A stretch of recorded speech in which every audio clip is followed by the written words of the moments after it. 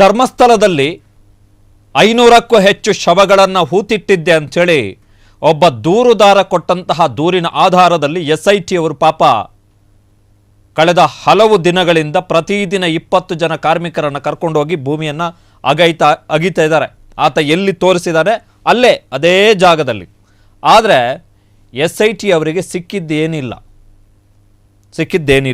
ಇದರ ನಡುವೆ spot number 6 ಅಥವಾ ಜಾಗ ನಂಬರ್ 6ರಲ್ಲಿ ಏನು ಮೃತದೇಹದ ಅವಶೇಷಗಳು ಪತ್ತೆಯಾಗಿದೆ, ಆ ಅವಶೇಷಗಳೇನಿದ್ದಾವೆ, ಮೃತದೇಹದ ಭಾಗಗಳೇನು ಸಿಕ್ಕಿದಾವೆ, ಆ ಮೃತದೇಹಗಳ ಭಾಗಕ್ಕೆ ಸಂಬಂಧಪಟ್ಟ ಹಾಗೆ ಮತ್ತಷ್ಟು ಅಪ್ಡೇಟ್ ಏನು ಸಿಗ್ತಿದೆ ಅಂತ ಹೇಳಿದ್ರೆ, ಈ ಮೃತದೇಹವನ್ನು ಆಲ್ರೆಡಿ ಪೋಸ್ಟ್ ಮಾರ್ಟಮ್ ಮಾಡಲಾಗಿದೆ. ನಂಬರ್ 6 ಜಾಗ ನಂಬರ್ 6ರಲ್ಲಿ ದೂರುದಾರ ಏನು ಬಾಡಿಯನ್ನ ಹೂತಿದ್ದೀನಿ ಅಂತ ಹೇಳಿದ್ದ, ಅಲ್ಲಿ ಅಗೆದಾಗ ಏನು ದೇಹದ ಬಿಡಿಭಾಗಗಳು ಸಿಕ್ಕಿದ್ವು, ದೇಹದ ಭಾಗಗಳು ಸಿಕ್ಕಿದ್ವು, ಮೂಳೆಗಳು, ತಲೆಬುರುಡೆ ಏನು ಸಿಕ್ಕಿತ್ತು, ಇದು ಆಲ್ರೆಡಿ ಮರಣೋತ್ತರ ಪರೀಕ್ಷೆ ನಡೆಸಿ ಹೂಳಲಾಗಿದ್ದಂತಹ ಮೃತದೇಹ ಎನ್ನುವಂತಹ ಮಾಹಿತಿ ಲಭ್ಯ ಆಗ್ತಾ ಇದೆ. ಧರ್ಮಸ್ಥಳದಲ್ಲಿ ಸಿಕ್ಕ ಕಳೆಬರಹಕ್ಕೆ ಮೊದಲೇ ಪೋಸ್ಟ್ ಮಾರ್ಟಮ್ ಆಗಿತ್ತು. ಸ್ಪಾಟ್ ನಂಬರ್ 6ರಲ್ಲಿ ಸಿಕ್ಕ ಕಳೆಬರದ ಸ್ಫೋಟಕ ಸತ್ಯ ಮತ್ತಷ್ಟು ಬಹಿರಂಗ ಆಗ್ತಿದೆ. ಇದಕ್ಕೆ ಈಗಾಗಲೇ ಮರಣೋತ್ತರ ಪರೀಕ್ಷೆ ನಡೆಸಲಾಗಿದೆ ಎನ್ನುವಂತಹ ಮಾಹಿತಿ ಲಭ್ಯ ಆಗ್ತಿದೆ. ಪೊಲೀಸ್ ಇಲಾಖೆಯ ಅಧಿಕಾರಿಗಳು ಅಥವಾ ಪೊಲೀಸರು ಮತ್ತು ಆರೋಗ್ಯ ಇಲಾಖೆಯ ಅಧಿಕಾರಿಗಳ ಸಮ್ಮುಖದಲ್ಲೇ ಪೋಸ್ಟ್ ಮಾರ್ಟಮ್ ನಡೆದಿತ್ತು. ಈಗ ಸಿಕ್ಕಿರುವ ಅವಶೇಷಗಳನ್ನು FSL ಟೀಮ್, ವಿಧಿವಿಜ್ಞಾನ ಫೊರೆನ್ಸಿಕ್ ಸೈನ್ಸ್ ಲ್ಯಾಬ್ ಏನಿದೆ ಅದು ಮತ್ತೆ ಪರಿಶೀಲನೆಯನ್ನ ಮಾಡ್ತಾ ಇದೆ. ಈ ಹಿಂದೆಯೇ ಮರಣೋತ್ತರ ಪರೀಕ್ಷೆ ನಡೆದಿರುವ ಬಗ್ಗೆ ಮಾಹಿತಿ ಲಭ್ಯ ಆಗ್ತಾ ಇದೆ. ಮರಣೋತ್ತರ ಪರೀಕ್ಷೆ ನಡೆಸಿದ ಬಳಿಕ ಆ ಜಾಗದಲ್ಲಿ ಈ ಮೃತದೇಹವನ್ನ ಹೂಳಲಾಗಿತ್ತು. ಸದ್ಯ ಸಿಕ್ಕಿರುವ ಅಸ್ಥಿಪಂಜರದ ತಲೆ ಬುರುಡೆ ಓಪನ್ ಮಾಡಲಾಗಿದೆ. ಹಾಗಿದ್ರೆ ಈ ಕಲೆಬರಹವನ್ನ ಈ ಹಿಂದೆಯೇ ಪೋಸ್ಟ್ ಮಾರ್ಟಮ್ ಮಾಡಲಾಗಿತ್ತು ಎನ್ನುವಂಥದ್ದು ಮಾಹಿತಿ. ಪೋಸ್ಟ್ ಮಾರ್ಟಮ್ ಕೂಡ ಕಾನೂನು ರೀತಿಯಲ್ಲೇ ನಡೆದಿದೆ. ಹಾಗಾದ್ರೆ ಇದು ಅಪರಿಚಿತ ಅಥವಾ ನಿಗೂಢ ಶವ ಅಲ್ವಾ? ಸದ್ಯಕ್ಕೆ ಅವಶೇಷಗಳನ್ನು ಬೆಂಗಳೂರಿನ ಲ್ಯಾಬಿಗೆ ಕಳುಹಿಸಲಾಗಿದೆಯಂತೆ. ಅವಶೇಷ ಪರಿಶೀಲಿಸಿದ ಬಳಿಕ ಪೋಸ್ಟ್ ಮಾರ್ಟಮ್ನ ಸತ್ಯ ಹೊರಬೀಳಲಿದೆ. UDR ಆದಂತಹ ಪ್ರಕರಣಗಳಲ್ಲಿ ನಿಯಮಗಳ ಪ್ರಕಾರ ಮರಣೋತ್ತರ ಪರೀಕ್ಷೆ ನಡೆಸಿ ಅದನ್ನು ಪೊಲೀಸರು ಮತ್ತು ಸಂಬಂಧಪಟ್ಟಂಥ ಇತರೆ ಅಧಿಕಾರಿಗಳ ಎದುರು ಹೂಳಲಾಗುತ್ತೆ. ನಮಗಿರುವಂತಹ ಮಾಹಿತಿ ಏನು ಅಂತ ಹೇಳಿದ್ರೆ, ಈ ನೇತ್ರಾವತಿ ನದಿ ಪ್ರದೇಶದಲ್ಲಿ ಏನು ದೂರುದಾರ ತೇಲಿ ಬರ್ತಾ ಇತ್ತು ಶವಗಳು ಅಂತೇಳಿ ಏನು ಹೇಳ್ತಾ ಇದ್ದ, ಆ ರೀತಿ ಅನಾಥವಾಗಿ ಅನ್ಕ್ಲೈಮ್ಡ್ ಬಾಡೀಸ್ ಅನಾಥ ಶವಗಳು, ಆ ಅನಾಥ ಶವಗಳನ್ನು ಪೋಸ್ಟ್ ಮಾರ್ಟಮ್ ಮಾಡಿ ಅದಾದ ಬಳಿಕ ಹೂಳಲಾಗ್ತಿತ್ತು. ಆ ಹೂಳುವಿಕೆಗೆ, ಆ ಶವಗಳನ್ನು ಹೂಳುವಂತಹ ಪ್ರಕ್ರಿಯೆ ಏನಿದೆ ಅದಕ್ಕೆ ಈ ದೂರುದಾರನನ್ನು ಬಳಸಿಕೊಳ್ಳಲಾಗ್ತಾ ಇತ್ತು. ಈಗ ಈತ ಏನು ಮಾಡಿದ್ದಾನೆ ಅಂತ ಹೇಳಿದ್ರೆ, ಈ ದೂರುದಾರ ಸಿಕ್ಕಿದ್ದ ಚಾನ್ಸ್ ಅಂತೇಳಿ ಇಡೀ ಹಿಂದಿನ ಸತ್ಯಾಂಶಗಳೇನಿದ್ವು ಅದನ್ನು ಟ್ವಿಸ್ಟ್ ಮಾಡಿ ತನಗೆ ಬೇಕಾದಾಗೆ ಬಳಸ್ಕೊಂಡಿರುವಂತಹ ಲಕ್ಷಣಗಳು ಗೋಚರ ಆಗ್ತಾ ಇದೆ. ಪೋಸ್ಟ್ ಮಾರ್ಟಮ್ ಮಾಡಿ UDR ಆಗಿರುವಂಥ ಅನ್ಕ್ಲೈಮ್ಡ್ ಬಾಡೀಸ್, ಅನಾಥ ಶವಗಳು ಏನು ಧರ್ಮಸ್ಥಳ ನೇತ್ರಾವತಿ ನದಿ ದಂಡೆಯಲ್ಲಿ ಅದೇನು ಹೊಸ್ತೇನಲ್ಲ. ಈಗ ನಾನೇ ಮೊನ್ನೆ 1-2 ದಿವಸದಿಂದ ಒಂದಿಷ್ಟು ಜನ ಫೋನ್ ಮಾಡಿದೆ. ಆವಾಗ ಅವರು ಹೇಳ್ತಾ ಇದ್ರು, ಇಲ್ಲಿ ಭಕ್ತರು ಅತ್ಯಂತ ಮಾನಸಿಕವಾಗಿ ಕುಗ್ಗಿ ಹೋಗಿರುವಂತಹ ಭಕ್ತರು ಕೆಲವರು. ಸೊ ಧರ್ಮಸ್ಥಳ ದೂರುದಾರನ ಮೇಲೆ ಬಲವಾಗ್ತಿದೆ ಅನುಮಾನ. ಈ ಧರ್ಮಸ್ಥಳದ ಈ ದೂರುದಾರ ಯಾರಿದ್ದಾನೆ, ಈತ ಯಾರದ್ದೋ ದಾಳವಾಗಿ ಬದಲಾಗ್ತಾ ಇದ್ದಾನೆ. ಪಾನ್ ಯಾರೋ ಈತನ ಹಿಂದೆ ಚಿತಾವಣೆ, ಪಿತೂರಿ, ಷಡ್ಯಂತ್ರವನ್ನ ಮಾಡ್ತಾ ಇರುವಂತಹ ಎಲ್ಲಾ ಲಕ್ಷಣಗಳು ಗೋಚರ ಆಗ್ತಾ ಇದೆ. 1 by 1 ಒಟ್ಟು 8 ಜಾಗಗಳಲ್ಲಿ SIT ಅವರು ಭೂಮಿಯನ್ನ ಅಗ್ದಿದ್ದಾರೆ ಮಹಾನುಭಾವರು. ಆ SIT ಅವರಿಗೆ ಮೊದಲ 5 ಸ್ಪಾಟ್ಗಳಲ್ಲಿ ಏನೂ ಸಿಕ್ಕಿಲ್ಲ. ದೂರುದಾರನ ವಕೀಲರನ್ನ ಕರ್ಕೊಂಡು ಹೋಗಿ, ದೂರುದಾರನೇ ನಾನು ಇಲ್ಲೇ ಭೂಮಿಯನ್ನು ಆಗದು ನಾನೇ ಹೂತಾಕಿದ್ದೀನಿ ಅಂತ ಹೇಳಿದ ಜಾಗದಲ್ಲೇ ಏನೂ ಸಿಕ್ಕಿಲ್ಲ 5 ಜಾಗಗಳಲ್ಲಿ. ಮೊದಲ ಸ್ಪಾಟ್ನಲ್ಲಿ ಒಂದು ಪ್ಯಾನ್ ಕಾರ್ಡ್ ಮತ್ತು ATM ಕಾರ್ಡ್ ಸಿಕ್ತು. ಆ ಪ್ಯಾನ್ ಕಾರ್ಡ್ ಮತ್ತು ATM ಕಾರ್ಡನ್ನು ಈ ಅನನ್ಯ ಭಟ್ ತಾಯಿ ಸುಜಾತ ಭಟ್ ಪರ ವಕೀಲ ಮಂಜುನಾಥ್ ಎನ್ನುವಂಥವ್ರು ಏನೋ ದೊಡ್ಡ ಸಾಕ್ಷ್ಯ ಸಿಕ್ಕಿದೆ, ನಮಗೆ ದೊಡ್ಡ ಸಾಕ್ಷ್ಯ ಸಿಕ್ಕಿದೆ ಅಂಥೇಳಿ ದೊಡ್ಡದಾಗಿ ಹಬ್ಬಿಸಿದ್ರು. ಆಮೇಲೆ ಈತನ ಪರ ಇರುವಂಥವ್ರು ಏನು ದೊಡ್ಡ ಸಾಕ್ಷ್ಯ ಸಿಕ್ತು ಅಂಥೇಳಿ ನೋಡಿದ್ರೆ ಸೊ ನಮ್ಮ ಜೊತೆಗೆ ವಸಂತ್ ಗಿಳಿಯಾರ್ ಪತ್ರಕರ್ತರು ದೂರವಾಣಿ ಸಂಪರ್ಕದಲ್ಲಿದ್ದಾರೆ. ಸರ್ ನಮಸ್ತೆ. ಸರ್ ನಮಸ್ತೆ. ಒಂದು ಪೋಸ್ಟ್ ನೋಡಿದೆ ನಿಮ್ದು ನಿನ್ನೆ. ಹಾಂ ಸರ್. ಸ್ಕ್ರೀನ್ ಶಾಟ್ ಸೇವ್ ಮಾಡಿ ಇಟ್ಕೊಳ್ಳಿ. ದೂರುದಾರ ಮತ್ತು ಆತನ ಹಿಂದೆ ಷಡ್ಯಂತ್ರ ಮಾಡಿದವರು ಒಂದು ದಿವಸ ಜೈಲಿಗೆ ಹೋಗುವಂತ ದಿನ ಬರುತ್ತೆ ಅಂತೇಳಿ. ಹೌದು ಹೌದು. ಹೇಳಿ ಸರ್, ರಿಯಾಕ್ಟ್ ಮಾಡಿ ಸರ್. ಸರ್, ಈಗ 2002ರಲ್ಲಿ ಗುಜರಾತ್ ಅಲ್ಲಿ ಗೋಧ್ರಾ ಗಲಭೆ ಆದಾಗ ಅಲ್ಲಿ ಒಂದು 21 ಶವಗಳನ್ನ ಅಲ್ಲಿ ಗಲಭೆಯಲ್ಲಿ ಸತ್ತವರ ಶವಗಳನ್ನ ಪರಿಶೀಲಿಸಾಗಿ ಅದೆಲ್ಲೋ 21 ಶವಗಳನ್ನು ಪೋಸ್ಟ್ ಮಾರ್ಟಮ್ ಮಾಡ್ತಾರೆ. ಅದರಲ್ಲಿ 5 ಶವಗಳ ಪಾಲಕರು ಅಂದ್ರೆ ಕುಟುಂಬಸ್ಥರು ಯಾರು ಅಂತೇಳಿ ಐಡೆಂಟಿಫೈ ಆಗುತ್ತೆ DNA ಆದ ನಂತರ. ಅದನ್ನ ಅವ್ರ ಮನೆಯವರಿಗೆ ಹಸ್ತಾಂತರ ಮಾಡ್ತಾರೆ. ಆದ ನಂತರ 15 ಶವಗಳನ್ನು ಸಾಮೂಹಿಕವಾಗಿ ಬರಿ ಮಾಡ್ತಾರೆ. 2005ರಲ್ಲಿ ತೀಸ್ತಾ ಸೆಟಲ್ ವಾರ್ಡ್ ಪತ್ರಕರ್ತೆ ಆಗಿದ್ದಂತ ಒಂದು ವಿವಾದಗ್ರಸ್ತ ಹೆಸರದು ಭಾರತದಲ್ಲಿ ದೊಡ್ಡ ದೊಡ್ಡ ಹಗರಣಗಳಲ್ಲಿ ಹೆಸರವ್ರದ್ದು ಬಂತು. ಅವ್ರು ಏನ್ ಮಾಡ್ತಾರೆ, ಈ ಗುಜರಾತ್ನ ಮುಖ್ಯಮಂತ್ರಿ ನರೇಂದ್ರ ಮೋದಿ ಅವರು ಹೀಗೆ ಮಾಡಿದ್ದಾರೆ ಅಂತ ಹೇಳಿ ಒಂದು ಆರೋಪವನ್ನ ಮಾಡ್ತಾರೆ. ಅದು ಇಂಟರ್ನ್ಯಾಷನಲ್ ಲೆವೆಲ್ ಪ್ರೊಪಗಂಡ ಆಗತ್ತೆ. ಅದರ ನಂತರ ಅದನ್ನ ಇವರೇ ಹೋಗಿ ಆಗಿತಾರೆ. ಯಾರು ತೀಸ್ತಾ ಸೆಟಲ್ ವಾರ್ಡ್ ಅದನ್ನ ಆಗಿಸ್ತಾರೆ. ಅದರ ನಂತರ ನೋಡಿದ್ರೆ ಅದೆಲ್ಲ DNA ಹಾಕಿರುವಂತದ್ದಾಗತ್ತೆ. ಈಗ ಅವ್ರ ಮೇಲೆ ಪ್ರಕರಣ ದಾಖಲಾಗುತ್ತೆ, ಅವ್ರ ಮೇಲೆ ಕೇಸ್ ಆಗುತ್ತೆ, FIR ಆಗುತ್ತೆ. ಆಮೇಲೆ ಸುಪ್ರೀಂ ಕೋರ್ಟ್ ಅಲ್ಲಿ ಅವರಿಗೆ ಜಾಮೀನು ಆಗುತ್ತೆ. ಹೈಕೋರ್ಟ್ ಅದನ್ನ ರಿಜೆಕ್ಟ್ ಮಾಡುತ್ತೆ, ಸುಪ್ರೀಂ ಕೋರ್ಟ್ ಕೊಡುತ್ತೆ. ಸೇಮ್ ಅದು ಗುಜರಾತ್ ಮಾಸ್ ಬರಿಯಲ್ ಅಂತ ಹೇಳಿ ಒಂದು ಪ್ರಕರಣ ಮಾಡಿದ್ರಲ್ವಾ, ಅಂತಾರಾಷ್ಟ್ರೀಯ ಮಟ್ಟದಲ್ಲಿ ನರೇಂದ್ರ ಮೋದಿ ಅವರ ಹೆಸರನ್ನ ಹರಾಜ್ ಹಾಕ್ಲಿಕ್ಕೆ ಏನೇನ್ ಮಾಡ್ಬೇಕು ಅದೆಲ್ಲ ಮಾಡಿ ಆಯ್ತು. ಸೇಮ್ ಅದೇ ತರಹದ ಕಥೆಯನ್ನ ಇಟ್ಕೊಂಡು ಧರ್ಮಸ್ಥಳದಲ್ಲಿ ಮಾಡ್ತಾ ಇದ್ದಾರೆ. ಈಗ ನಾನಿವತ್ತು ಸುಪ್ರೀಂ ಕೋರ್ಟ್ ಅಡ್ವೊಕೇಟ್ ಅವ್ರನ್ನ ಭೇಟಿ ಮಾಡ್ತಾ ಇದ್ದೀನಿ. ಇದರಲ್ಲಿ ನಾವು ಧರ್ಮಸ್ಥಳದ ಭಕ್ತರು, ನಮ್ಗೆ ಧರ್ಮಸ್ಥಳದ ಏನು ಅಲ್ಲಿನ ಸಂಬಂಧಪಟ್ಟಂತ ಅಧಿಕಾರಿಗಳಾಗ್ಲಿ ಅವ್ರು ಯಾರು ನಮ್ಗೇನು ಹೇಳಿರುವಂತದಲ್ಲ. ನಾವೇ ಇದನ್ನ ನೋಡಿ ನೋಡಿ ನೋಡಿ ಸಾಕಾಗ್ಬಿಟ್ಟಿದೆ. ಮತ್ತೆ ಧರ್ಮಸ್ಥಳದಿಂದ ಅಲ್ಲಿ ಲೀಗಲ್ ಆಕ್ಷನ್ ತಗೊಳ್ತಾ ಇದ್ದಾರೆ. ಅದು ಅಷ್ಟು ಪರಿಣಾಮಕಾರಿಯಾಗಿಯೂ ಆಗ್ತಾ ಇದೆಯೋ ಇಲ್ವೋ, ಇವ್ರು ಅದನ್ನ ಮತ್ತೆ ಅದನ್ನ ಬ್ರೇಕ್ ಮಾಡ್ತಾ ಇದ್ದಾರೋ ಗೊತ್ತಿಲ್ಲ. ನನಗೆ ಅದ್ರ ಬಗ್ಗೆ ಅಷ್ಟೇನು ಭರವಸೆ ಮೂಡ್ತಾ ಇಲ್ಲ. ಹಾಗಾಗಿ ನಾವೇ ಧರ್ಮಸ್ಥಳದ ಭಕ್ತರ ಒಂದಿಷ್ಟು ಜನ ಸೇರ್ಕೊಂಡು ಒಂದು ಸಿಟಿಸನ್ ಫೋರಂ ಮಾಡ್ಕೊಂಡು ಈ ಷಡ್ಯಂತ್ರದ ಹಿಂದೆ ಇದು SIT ತನಿಖೆ ಆಗ್ಲಿ. ನಮ್ಗೆ 100% ಗೊತ್ತಿದೆ, ಯಾಕಂದ್ರೆ ಇದು ಒಂದು ದೊಡ್ಡ ಷಡ್ಯಂತ್ರ. ಹಾಗಂತ ಹೇಳಿ ಎಲ್ಲೋ ಒಬ್ಬ ಬಡವ ದುಡ್ಡಿನ ಆಮಿಷಕ್ಕೆ ಬಲಿಯಾಗಿ ಆರೋಪ ಮಾಡಿದಂತವನ್ನೇ ಇದಕ್ಕೆ ಅವನ್ ಮಾತ್ರ ಬಲಿ ಆಗ್ಬಾರ್ದು. ನಾಳೆ ಹೆಚ್ಚಂದ್ರೆ ಏನಾಗುತ್ತೆ, ಭೀಮನ್ನು ಜೈಲಿಗೆ ಹೋಗ್ತಾನೆ, ಯಾರೋ ಆಮೇಲೆ ಜಾಮೀನು ಕೊಟ್ಟು ಬಿಡ್ಸ್ಕೊಂಡ್ ಬರ್ತಾರೆ. ಅದೇ ಭರವಸೆಲಿ ನಿಂಗೆ ಒಂದಿಷ್ಟು ದುಡ್ಡು ಕೊಡ್ತೀವಪ್ಪ, ಆಮೇಲೆ ಏನಾದ್ರು ಹೆಚ್ಚು ಕಮ್ಮಿ ಆದ್ರೆ ನಿಂದೊಂದು ಜೈಲಿಗೆ ಹೋಗ್ಬಹುದು, 1-2 ತಿಂಗಳು ಇರ್ತೀಯ ನೀನು, ನಿಂಗೆ ಬೇಲ್ ಕೊಡ್ಸ್ಕೊಂಡು ನಾವೇ ಕರ್ಕೊಂಡ್ ಬರ್ತೀವಿ. ಎಲ್ಲೋ ತಮಿಳ್ನಾಡಿನ ಕೊರಚರ ಮನೆಯ ಹುಡುಗ ಮನುಷ್ಯ, ನಿಮ್ಗೆ ಏನ್ ಹೇಳ್ತಾರೆ, ಈ ಯಾವ್ದೋ ಒಂದು ಊರಿದೆಯಲ್ಲ ಕೊಳ್ಳೆಗಾಲದ ಭೀಮ, ಅಲ್ಲೆಲ್ಲ ಮನೆಯಲ್ಲಿ ತಿಂದ್ಕೊಂಡಿರೋದಕ್ಕಿಂತ ಜೈಲಲ್ಲಿ ತಿಂದ್ಕೊಂಡಿರ್ತಾನ ಅವನಿಗೇನ್ ದೊಡ್ಡ ವಿಷಯ ಅಂತಲ್ಲ ಅದು. ಆದ್ರೆ ಈ ಷಡ್ಯಂತ್ರವನ್ನ ಮಾಡಿದವರೆಲ್ಲರೂ ಕೂಡ ಜೈಲಿಗೆ ಹೋಗ್ಬೇಕು, ಅದು ಕೇಂದ್ರೀಯ ಮಟ್ಟದಲ್ಲಿ ತನಿಖೆ ಆಗ್ಬೇಕು ಅನ್ನೋದು ನನ್ನ ಆಗ್ರಹ. ಅದ ಮಾಡ್ತೀವಿ ನಾವು. ವಸಂತ್ ಗಿಳಿಯಾರ್ ಅವರೇ ಹೇಳಿ ಸರ್. ಈಗ ಸಾಮಾನ್ಯವಾಗಿ ಈಗ ನಾನು ಈ ಇನ್ಸಿಡೆಂಟ್ ಆದ ಬಳಿಕ ನಾನು ಒಂದಿಷ್ಟು ಜನಕ್ಕೆ ಫೋನ್ ಮಾಡಿ ವಿಚಾರಿಸ್ತೆ ಅಲ್ಲಿ ಈಗ ಮೊನ್ನೆ ರೀಸೆಂಟ್ ಆಗಿ ಒಂದಿಷ್ಟು ಘಟನಾವಳಿಗಳು ಹೇಳಿದ್ರು. ಕೆಲವೊಂದಿಷ್ಟು ಜನ ಅಲ್ಲಿ ಬಂದು ಸುಸೈಡ್ ಅಟೆಂಪ್ಟ್ ಮಾಡಿದ್ರು, ಅವರನ್ನ ಒಬ್ರು ಪೊಲೀಸ್ ಆಫೀಸರೇ ರೆಸ್ಕ್ಯೂ ಮಾಡಿದ್ರು ಅಂತ ಒಂದು ಮಾಹಿತಿ ಕೇಳ್ಪಟ್ಟೆ ನಾನು. ಸೊ UDR ಆಗಿರ್ತಕ್ಕಂಥ ಕೇಸುಗಳಲ್ಲಿ, ಪೋಸ್ಟ್ ಮಾರ್ಟಮ್ ಆಗಿ ಡಿಗ್ ಆಗಿರುವಂತ ಕೇಸುಗಳಲ್ಲಿ ಈತನನ್ನ ಶವವನ್ನ ಹೂಳ್ಲಿಕ್ಕೆ ಈತನನ್ನ ಬಳಸಿಕೊಳ್ಳಲಾಗಿತ್ತು ಎನ್ನುವಂಥದ್ದು ನಮಗೆ ಸಿಕ್ಕಿರುವಂತ ಮಾಹಿತಿ. ಸೊ ಈತ ಮಾಡ್ತಾ ಇದ್ದಂತ ಆ ಕೆಲಸವನ್ನೇ ಈತನಿಗೆ ಹಣದ ಆಮಿಷವನ್ನ ಒಡ್ಡಿ ಧರ್ಮಸ್ಥಳದ ವಿರುದ್ಧ ಷಡ್ಯಂತ್ರ ಮತ್ತು ಪಿತೂರಿ ಮಾಡಲಿಕ್ಕೆ ಬಳಸಿಕೊಳ್ಳಲಾಗ್ತಿದೆ ಅಂತನಾ ನಿಮ್ಮ ಅನುಮಾನ ಇರುವಂತದ್ದು? ಸರ್, 100 ಅಲ್ಲ 200%. ಈಗ 20-25 ವರ್ಷಗಳ ನಂತರ ಇವನಿಗೆ ಸಡನ್ ಆಗಿ ಪಾಪ ಪ್ರಜ್ಞೆ ಮೂಡ್ ಬರುತ್ತಾ? ಒಂದವನಿಗೆ ಇಷ್ಟು ವರ್ಷ ಬೇಕಾಯ್ತಾ? ಇದು ಏನು ಈಗ ನಿಮ್ಗೆ ಧರ್ಮ ಸೌಜನ್ಯ ಪ್ರಕರಣದಲ್ಲಿ ಹ್ಮ್ ಅಲ್ಲಿಂದ ಶುರು ಮಾಡಿದ್ರು ಧರ್ಮಸ್ಥಳದ ವಿರುದ್ಧದ ಷಡ್ಯಂತ್ರವನ್ನ. ಹ್ಮ್ ಹ್ಮ್ ನಂಬರ್ 1 ಈ ಷಡ್ಯಂತ್ರದ ಪ್ರಾಯೋಜಕರಲ್ಲಿ A1 ಆಗಿ ಬರೋದು ಯಾರು?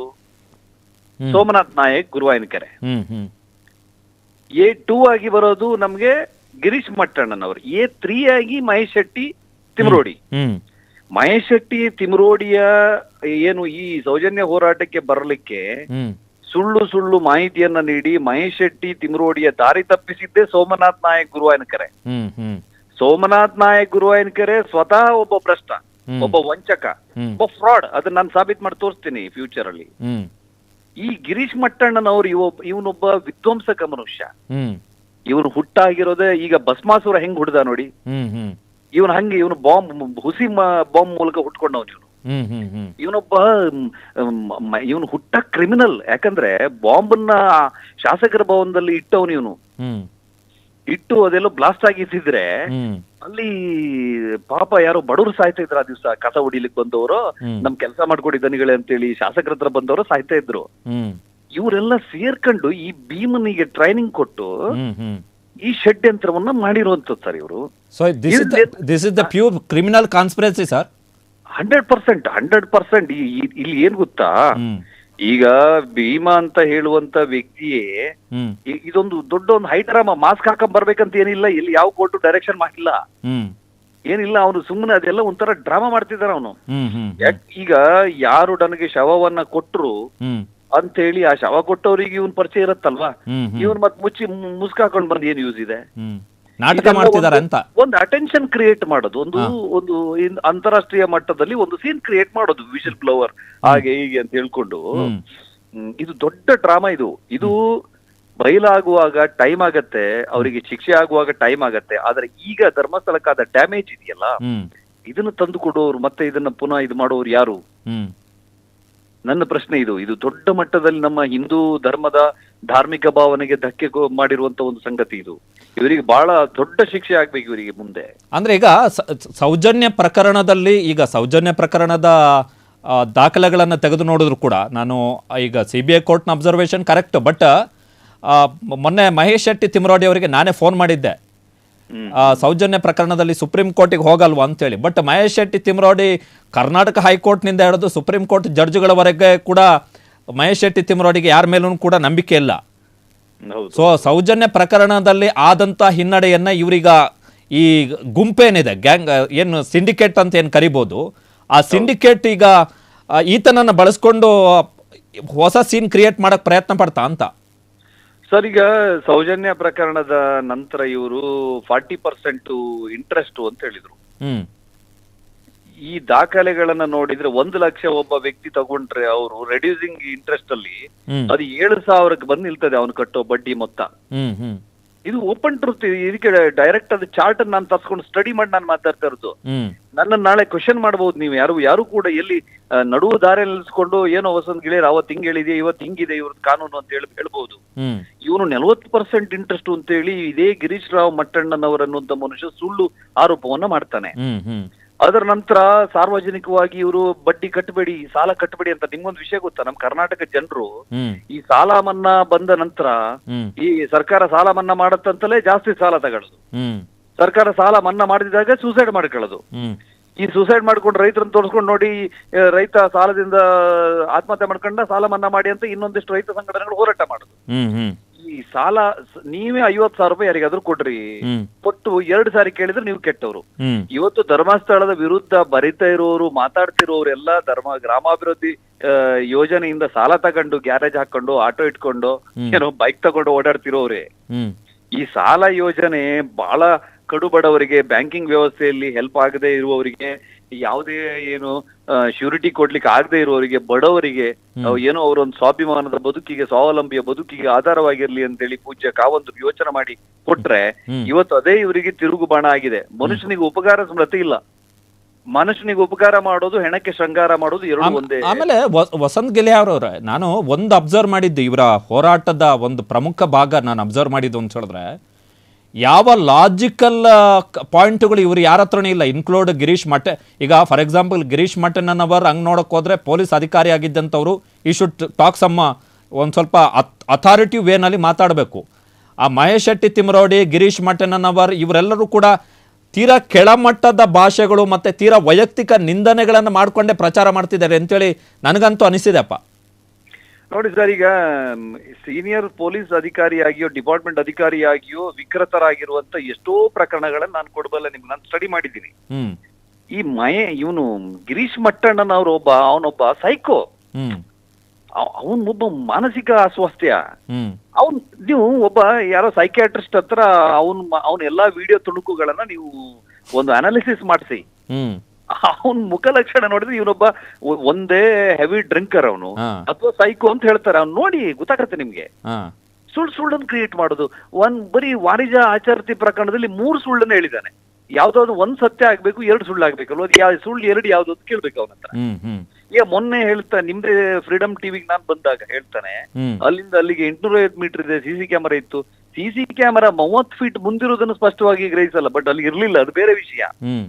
ಇಂಥ ಸುಳ್ಳೆ ಜನರಿಗೆ ಹೇಳ್ಕೊಂಡು ಇದೇನಾಗಿದೆ, ಈ ಕೆಲವು ಜನರು ಮಿದುಳನ್ನ ಇವ್ರಿಗೆ ಅಡವಿಟ್ಬಿಟ್ಟಿದ್ದಾರೆ. ಒಂದ್ ಸೈಡ್ ಇವ್ರು ಹೇಳೋದು ಸತ್ಯ ಅನ್ಕೊಂಡ್ಬಿಟ್ಟಿದ್ದಾರೆ. ಈಗ ಮಹೇಶ್ ಶೆಟ್ಟಿ ತಿಮ್ರೋಡಿ ಹೇಳ್ತಾರಲ್ಲ, ಸುಪ್ರೀಂ ಕೋರ್ಟ್ ಜಡ್ಜ್ ಬಿಡಿ ಸರ್, ಅಂತಾರಾಷ್ಟ್ರೀಯ ಮಟ್ಟದಲ್ಲಿ ಏನಾದ್ರೂ ಒಂದು ನ್ಯಾಯಮಂಡಳಿ ಮಾಡಿ ತೀರ್ಪು ಕೊಟ್ಟರು ಮಹೇಶ್ ಶೆಟ್ಟಿ ಒಪ್ಪಲ್ಲ. ಅಲ್ಲ, ತೀರಾ ಜಡ್ಜ್ಗಳ ಬಗ್ಗೆ ತೀರಾ ಕೆಳಮಟ್ಟದ ಭಾಷೆಗಳನ್ನು ಬಳಸ್ತಾರೆ ಮಹೇಶ್ ಶೆಟ್ಟಿ ತಿಮ್ರೋಡಿ. ಜಡ್ಜ್ಗಳನ್ನ ಬಿಡಿ ಸರ್, ಇವತ್ತು ಆ ಮಗುವನ್ನು ಮೂರ್ತಿ ಮಾಡಿ ಕೂರಿಸಿದಾರಲ್ಲ, ಆ ಮೂರ್ತಿಯಲ್ಲೇ ಸೌಜನ್ಯ ಪ್ರತ್ಯಕ್ಷಳಾಗ್ಬಿಟ್ಟು ಮಹೇಶ್ ಅಣ್ಣ ಬನ್ನಿ ನನ್ನನ್ನ ಇವನೇ ಅತ್ಯಾಚಾರ ಮಾಡಿದ ಅಂತ ಹೇಳಿದ್ರು ಮಹೇಶ್ ಅಣ್ಣ ಒಪ್ಪಲ್ಲ. ಯಾಕಂದ್ರೆ ಮಹೇಶ್ ಅಣ್ಣನ ತಲೆಯಲ್ಲಿ ಬುರುಡೆಯಲ್ಲಿ ಮಿದುಳೆ ಇಲ್ಲ, ಹಂಗಾಗಿ ಅವ್ರಿಗೆ ಮಿದುಳಿಲ್ದಿದ್ ಬುರುಡೆಗೆ ಈ ಖಾಲಿ ಬುರುಡೆ ಸಿಕ್ಕಿರೋದು. ಅರ್ಥ ಆಯ್ತಾ ನಿಮ್ಗೆ? ಬಟ್ ಅಂದ್ರೆ ಈಗ ಈ ದೂರುದಾರನ ಈ ಇದು ಈತನೇ ಹೂತಿಟ್ಟಂತ UDR ಕೇಸುಗಳು, ನಾನು UDR ಕೇಸ್ ಬಗ್ಗೆ ನನಗೂ ಒಂದು ಪ್ರಶ್ನೆ ಏನು ಅಂತ ಹೇಳಿದ್ರೆ, ಈ ಏನು UDR ಕೇಸುಗಳಲ್ಲಿ ಈಗ ಫಾರ್ ಎಕ್ಸಾಂಪಲ್ ಅನ್ಕ್ಲೈಮ್ಡ್ ಬಾಡೀಸ್, ಅನಾಥ ಶವಗಳ ಅಂತ ಇರ್ತವೆ ಅಲ್ಲಿ. ಈಗ ಅನಾಥ ಶವಗಳನ್ನ ಹೂತಿಟ್ಟಿದ್ದಾರೆ ಅಂತ ಹೇಳಿದ್ರೆ, ಇವರೀಗ SIT ಅವರಿಗೆ ಇನ್ವೆಸ್ಟಿಗೇಷನ್ ಮಾಡ್ಲಿಕ್ಕೆ ಫ್ರೆಶ್ ಆಗಿ ಹೊಸದಾಗಿ ಎವಿಡೆನ್ಸ್ಗಳು ಸಿಗದ ಹೊರತು ಏನು ಇನ್ವೆಸ್ಟಿಗೇಷನ್ ಮಾಡ್ತಾರೆ SIT ಅವರು? ಪ್ರಣಮ್ ಅಂತ ಇರಲಿ, ಯಾವ ಆಫೀಸರ್ ಇರಲಿ, ಇದು ಎವಿಡೆನ್ಸ್ ಇಸ್ ದ ಇಂಪಾರ್ಟೆಂಟ್ ಅಲ್ವಾ? ಅದೇ ಬೇಸ್ ಅಲ್ವಾ? ಈಗ ನನ್ನ ಅನಿಸಿಕೆ ಪ್ರಕಾರ, ನನ್ನ ಅನಿಸಿಕೆ ಮಾತ್ರ ಅಲ್ಲ, ಎಕ್ಸ್ಪರ್ಟ್ ಗಳ ಒಪಿನಿಯನ್ ತಗೊಂಡು ನಾನು ಮಾತಾಡೋದು. ಇದು ಬಹಳ ಸೂಕ್ಷ್ಮವಾದ ವಿಚಾರ ಆದ ಕಾರಣಕ್ಕೆ ನಾನು ಒಟ್ರಾಸಿ ಎಲ್ಲೆಲ್ಲೋ ಸ್ಟೇಟ್ಮೆಂಟ್ ಹೇಳಕ್ ಆಗಲ್ಲ. ಇಲ್ಲಿ ನಾನು 2-3 ಜನ ಎಕ್ಸ್ಪರ್ಟ್ ಗಳ ಹತ್ರ ಮಾತಾಡಿದ್ದೀನಿ. ಈ ಏನು ದೂರುದಾರನನ್ನ A1 ಮಾಡ್ಬೇಕು ಈ ಪ್ರಕರಣದಲ್ಲಿ, ಮತ್ತ ಅವನನ್ನ ಸೈಕ್ಯಾಟ್ರಿಸ್ಟ್ ಹತ್ರ ಟೆಸ್ಟ್ ಮಾಡಿಸ್ಬೇಕು. ಅವನೇ ಹೇಳ್ಕೊಂಡಿದ್ದ, ನಾನು ಯಾವುದೇ ವೈಜ್ಞಾನಿಕ ಪರಿಶೀಲನೆಗೆ ಒಳಪಡಿಸಬಹುದು ಅಂತ ಹೇಳಿದಾನೆ. ಒಂದು ಟೆಸ್ಟ್ ಮಾಡಿ ಸುಳ್ಳು ಪತ್ತೆ ಮಾಡ್ಬೇಕು ಅವನ ಹತ್ರ. ಈಗ ನಾನು ಹೇಳೋದು, ನಾನು ಈ ಯಾವುದೋ ಒಂದು ನಮ್ಮ ಈ ವ್ಯವಸ್ಥೆಯಲ್ಲಿ ಮನುಷ್ಯನ ಅಸ್ಥಿ ಕೂಡ ಬಹಳ ಬೆಲೆ ಇದೆ. ಈಗ ನಾವು ಅಸ್ಥಿಯನ್ನ ಗಂಗೆಯಲ್ಲೋ ತುಂಗೆಯಲ್ಲೋ ಯಾವುದೋ ಒಂದು ತ್ರಿವೇಣಿ ಸಂಗಮದಲ್ಲೋ ಅಸ್ಥಿಯನ್ನ ವಿಸರ್ಜನೆ ಮಾಡಿ ಕೈ ಮುಗಿಯುವವರು, ಅದು ಈ ಸ್ವರ್ಗ ಪ್ರಾಪ್ತಿ ಆಗ್ಲಿ ಅಂತ ಪ್ರಾರ್ಥನೆ ಮಾಡುವವರು. ಯಾವತ್ತೋ ದಫನಾದ ಯಾರಿಂದಲೋ ಒಂದು ಹಂತಕ್ಕೆ ದಫನಾದಂತ ಅಸ್ಥಿಯನ್ನ ಹೊರತೆಗೆಯುವುದು ಆ ನಮ್ಮ ಸನಾತನ ನಂಬಿಕೆ ಮಾಡುವಂತ ಘೋರವಾದಂತ ಅನ್ಯಾಯ ಇದು. ಈಗ ಮೂಳೆ ತಗೊಂಡು ಹೋದ್ರು, ಅಲ್ಲೆಲ್ಲೋ ಈ ಇಟ್ಟಿರೋ ಮೂಳೆ ತಗೊಂಡು ಹೋಗಿ ಟೆಸ್ಟ್ ಮಾಡಿ ಮತ್ತೆಲ್ಲೋ ಬಿಸಾಡ್ತಾರೆ. ಅದಕ್ಕೆ ಮತ್ತೆ ವ್ಯವಸ್ಥಿತವಾಗಿ ಮತ್ತೆ ಪುನಃ ದಫನ ಕಾರ್ಯ ಮಾಡೋದಿಲ್ಲ ಇವರು. ಇದು ಯಾಕೆ ಇದೆಲ್ಲ ಬೇಕಿತ್ತು? ಯಾಕೆ ಮಾಡ್ತಾರೆ? ವಸಂತ್ ಗಿಳಿಯಾರ್ ಅವರೇ, ಈಗ ಸ್ಪಾಟ್ ನಂಬರ್ 1 ನಲ್ಲಿ ATM ಕಾರ್ಡ್ ಮತ್ತು ಪ್ಯಾನ್ ಕಾರ್ಡ್ ಸಿಕ್ಕಾದ ಬಳಿಕ ಅನನ್ಯ ಭಟ್ ತಾಯಿ ಸುಜಾತ ಭಟ್ ಅವರ ವಕೀಲ ಮಂಜುನಾಥ್ ಅವರು ಒಂದು ಪ್ರೆಸ್ ರಿಲೀಸ್ ಅನ್ನ ಮಾಡಿದ್ರು, ಏನೋ ದೊಡ್ಡ ಸಾಕ್ಷ್ಯ ಸಿಕ್ಕಿದೆ ಅಂತೇಳಿ. ಬಟ್ ಅದರ ರಿಯಾಲಿಟಿ ಈಗ 2 ದಿವಸದಲ್ಲಿ ಗೊತ್ತಾಯಿತು. ಅದು ದಾಬಸ್ಪೇಟೆ ಮೂಲದ ಸತೀಶ್ ಮತ್ತು ಸಿದ್ದಲಕ್ಷ್ಮಮ್ಮ ಅವರಿಗೆ ಸೇರಿದ್ದು. ಆ ಸತೀಶ್ ಆತ ಇದೇ ವರ್ಷದ ಮಾರ್ಚ್ನಲ್ಲಿ ಜಾಂಡಿಸ್ನಿಂದ ಸತ್ತ ಅಂತೇಳಿ. ಸೊ ನನ್ನ ಪ್ರಶ್ನೆ ಏನು ಅಂತ ಹೇಳಿದ್ರೆ, ಈ ಸಿಂಡಿಕೇಟ್ ಏನಿದೆ, ಸೋ ಕಾಲ್ಡ್ ಹೋರಾಟಗಾರರ ಸಿಂಡಿಕೇಟ್ ಏನಿದೆ, ಇದು SITಯ ಮೇಲೆ ಅನಗತ್ಯವಾಗಿ ಒಂದು ಒತ್ತಡವನ್ನು ತಂದು ಯಾರನ್ನೋ ಫ್ರೇಮ್ ಮಾಡಲಿಕ್ಕೆ ಮಾಡಿ ನೀವು ಅಂತೇಳಿ ಒತ್ತಡವನ್ನು ಹಾಕ್ತಾ ಇದೆಯಾ ಅಂತೇಳಿ. ನೋಡಿ ಸರ್, ಈಗ ಈಗಲೂ ಸೋಷಿಯಲ್ ಮೀಡಿಯಾದಲ್ಲಿ ಓಡಾಡ್ತಾ ಇದೆ, ಅವನೊಬ್ಬ ತಲೆ ಕೆಟ್ಟ ಜಗ್ಗ ಅಂತೇಳಿ ಒಬ್ಬ ಅಡ್ವೊಕೇಟ್ ಏನೋ ಗೊತ್ತಿಲ್ಲ, ಒಬ್ಬ ಹುಚ್ಚ, ಅದ್ರ ರೌಕೆಯಲ್ಲಿ ಯಾವ್ದೋ ಲಾಡ್ಜ್ ಅಲ್ಲಿ ನೇಣು ಹಾಕೊಂಡು ಸತ್ತವಳು, ಅವಳನ್ನ ಇವರೇ ಕೊಂದಿತ್ತು ಅಂತೆಲ್ಲ ಹೇಳ್ತಿದ್ದಾನೆ. ATM ಕಾರ್ಡ್ ಅಂದ್ರೆ ಈ ರೌಕೆ ಪೀಸ್ ಅವರದ್ದು ಬರೀ ಸುಳ್ಳುಗಳನ್ನ ಇವರು ಈ ಹಿಂದೆ ಸೌಜನ್ಯ ವಿಷಯದಲ್ಲಿ ಮಾಡ್ಕೊಂಡು ಬಂದಿದ್ದು ಹೀಗೆ ಅಂತೇಳಿ ಜನರಿಗೆ ಅರ್ಥ ಆಗಿದೆ. ನೀವು ಸೋಷಿಯಲ್ ಮೀಡಿಯಾ ನೋಡಿದ್ರೆ ಹ್ಮ್ ಅವರಿಗೆ ಬೈಯುವ ವರ್ಗ ಜಾಸ್ತಿ ಆಗಿದೆ, ಸಜ್ಜನರು ಜಾಸ್ತಿ ಆಗಿದೆ ಅಂತ ಖಂಡನೆ ಮಾಡಿ ಮಾತಾಡ್ತಿದ್ದಾರೆ. ಹ್ಮ್ ಮೊದಲು ನಾವು ಮಾತಾಡುವಾಗ, ನಾನು ಈ ವಿಷಯಕ್ಕೆ ಎಂಟ್ರಿ ಕೊಡುವಾಗ ನನಗೆ ದಾರಿ ಮೇಲೆ ಕಲ್ಲು ಹೊಡಿರಿ, ಖಾರದ ಪುಡಿ ಹಾಕಿ ಅಂತೇಳಿ ಹೇಳಿಕೆ ಕೊಟ್ಟವರು ಇದ್ದಾರೆ. ಹ್ಮ್ ನನ್ನನ್ನ ಒಂದು ರೀತಿಯಲ್ಲಿ ಸಮಾಜ ಬಹಿಷ್ಕಾರ ಮಾಡ್ದಂಗೆ ನನ್ನ ಜೊತೆ ವರ್ತನೆ ಮಾಡಿತ್ತು ಒಂದು ಕಾಲದಲ್ಲಿ, ಸುನಾಮಿ ತರ ಇದ್ದಾಗ. ಹ್ಮ್ ಈಗ ಅವರೆಲ್ಲರೂ ಕೂಡ ನನಗೆ ದಿನಕ್ಕೊಂದು 10 ಕಾಲ್ ಬರ್ತಾ ಇದೆ. ಸಾರಿ ಸರ್, ನಾವು ಆ ದಿವಸ ಹಿಂಗಾಯ್ತು, ಹಿಂಗಾಯ್ತು, ನಾವು ನಂಬ್ಕೊಂಡ್ವಿ, ಅವ್ರು ಹೇಳೋ ಸತ್ಯ ಅನ್ಕೊಂಡ್ವಿ, ಇವಾಗ ಸತ್ಯ ಅರ್ಥ ಆಗ್ತಿದೆ ಅಂತೇಳಿ ದಿನಕ್ಕೆ 10 ಕಾಲ್ ಬರ್ತಾ ಇದೆ ನಂಗೆ. ಹ್ಮ್ ಹ್ಮ್ ಇದೆಲ್ಲ ಏನ್ ಗೊತ್ತಾ ಸರ್, ಇದೆಲ್ಲ ಆಗುವಾಗ ತುಂಬಾ ಟೈಮ್ ತಗೊಳತ್ತೆ, ಹ್ಮ್ ಹ್ಮ್ ಏನು ಮಾಡಕ್ಕಾಗಲ್ಲ. ಬಟ್ ಡ್ಯಾಮೇಜ್ ಮಾಡಕ್ ಟ್ರೈ ಮಾಡ್ತಿದ್ದಾರೆ ಪುಣ್ಯಕ್ಷೇತ್ರಕ್ಕೆ, ಅದಂತೂ ನಿಜ. ಟ್ರೈ ಮಾಡಿದ್ರು, ಡ್ಯಾಮೇಜ್ ಮಾಡಿದ್ದಾರೆ. ಹ್ಮ್ ಯಂಗ್ ಜನರೇಷನ್ ಮನ್ಸಲ್ಲಿ ಏನೋ ಒಂಥರ ಅದ್ರ ಬಗ್ಗೆ ಭಕ್ತಿ ಗೌರವ ಇಲ್ದಿರೋಂಗ್ ಮಾಡ್ಬಿಟ್ಟಿದ್ದಾರೆ. ಹ್ಮ್ ಇದು ಏನ್ ಹೇಳಿ, ಪೆಟ್ಟು ಬಿದ್ದು ಚಿನ್ನಕ್ಕೆ ಹೊಳಪು ಬರ್ತದಲ್ಲ, ಹಂಗೆ ಇಂಥ ಒಂದು ಘನಘೋರ ಈ ಅಂತಾರಾಷ್ಟ್ರೀಯ ಮಟ್ಟದ ಆರೋಪ ಬಂದು ಹ್ಮ್ ಅದಲ್ಲ ಇದು ಸತ್ಯ ಇದು ಅನ್ನೋದು ಜಾಗತಿಕವಾಗಿ ತೋರಿಸ್ಕೊಳ್ಳಕ್ ಇದೊಂದು ಘಟನೆ ಆಗ್ತಾ ಇದೆ. ದೇವರದ್ದೇ ಪವಾಡ ಅಂತ ನಾನು ಭಾವಿಸ್ತೇನೆ ಇದನ್ನ. Okay thank you Vasanth Giliyar ಅವರು ಇಷ್ಟೊತ್ತು ನಮ್ಮ ಜೊತೆ ಮಾತಾಡಿದಕ್ಕೆ. Thank you. ವಿಚಿತ್ರ ಇದು ಏನು ಅಂತ ಹೇಳಿದ್ರೆ, ಶವವನ್ನ ಹೂತಿಟ್ಟವನಿಗೆ 8 ಕಡೆ ಅಗೆತ ಆಗಿದೆ, ಅದರಲ್ಲಿ 1 ಕಡೆ ಮಾತ್ರ ಡೆಡ್ ಬಾಡಿ ಸಿಕ್ಕಿರೋದು, ಅದು ಆಲ್ರೆಡಿ ಪೋಸ್ಟ್ ಮಾರ್ಟಮ್ ಮಾಡಿ ಹೂಳಲಾಗಿರುವಂತಹ ಶವ ಎನ್ನುವಂತಹ ಮಾಹಿತಿ ಇದೆ. ಸೊ ಅಲ್ಲಿಗೆ ಈ ದೂರುದಾರ ಯಾರಿದ್ದಾನೆ, ಈ ಸೀಮ್ಸ್ ಟು ಬಿ ಯಾರದ್ದೋ ಪಾನ್, ಯಾರೋ ಈತನಿಗೆ, ಈಗ ವಸಂತ್ ಗಿಳಿಯಾರ್ ಅವರು ಹೇಳಿದ ಪ್ರಕಾರ ಯಾರೋ ದುಡ್ಡು ಕೊಟ್ಟು ಆಮಿಷ, ನಿನಗೇನು ಆಗಲ್ಲ, ಇನ್ ಕೇಸ್ ಸಿಕ್ಕಾಕೊಂಡ್ರೆ ಒಂದು 6-7 ತಿಂಗಳು ಜೈಲಲ್ಲಿ ಇರ್ತೀಯ, ನಾವೇ ಬಿಡಿಸ್ಕೊಂಡು ಬರ್ತೀವಿ, ಬಟ್ ನೀನು ಈ ಥರದ್ದು ಸ್ಟೇಟ್ಮೆಂಟ್ ಕೊಡು ಅಂತೇಳಿ. ಸೀಮ್ಸ್ ಟು ಬಿ ಒಂದು ವೆಲ್ ಫ್ರೇಮ್ಡ್ ಸಿಂಡಿಕೇಟ್, ಒಂದು ಯಾರಿಗೆ ನೇರವಾಗಿ ಹೋರಾಟ ಮಾಡಲಿಕ್ಕೆ ಸಾಧ್ಯ ಇಲ್ವೋ, they seems to be try to ಈ UDR ಕೇಸ್ಗಳನ್ನು ಒಂದು ಕಡೆಯಿಂದ ಫ್ರೇಮ್ ಮಾಡ್ಕೊಬಂದು ಸಿಂಡಿಕೇಟ್ ಥರ ಕೆಲಸ ಮಾಡೋ ಥರ ಕಾಣಿಸ್ತಾ ಇದೆ. ಇಲ್ಲದಿದ್ದರೆ ಖರ್ಚಿಪ್ ಯಾಕೆ ಸಿಗ್ತಿತ್ತು SIT ಅವರಿಗೆ ಸ್ಪಾಟ್ ನಂಬರ್ 7 ಕ್ಷಣ ಕ್ಷಣದ ಸುದ್ದಿಗಳಿಗಾಗಿ ಫ್ರೀಡಂ ಟಿವಿ ಸಬ್ಸ್ಕ್ರೈಬ್ ಮಾಡಿ, ಲೈಕ್ ಮಾಡಿ ಹಾಗೂ ಫಾಲೋ ಮಾಡಿ. ಹೊಸ ಸುದ್ದಿಗಳ ನೋಟಿಫಿಕೇಶನ್ಗಾಗಿ ಬೆಲ್ ಐಕಾನ್ ಮೇಲೆ ಕ್ಲಿಕ್ ಮಾಡಿ.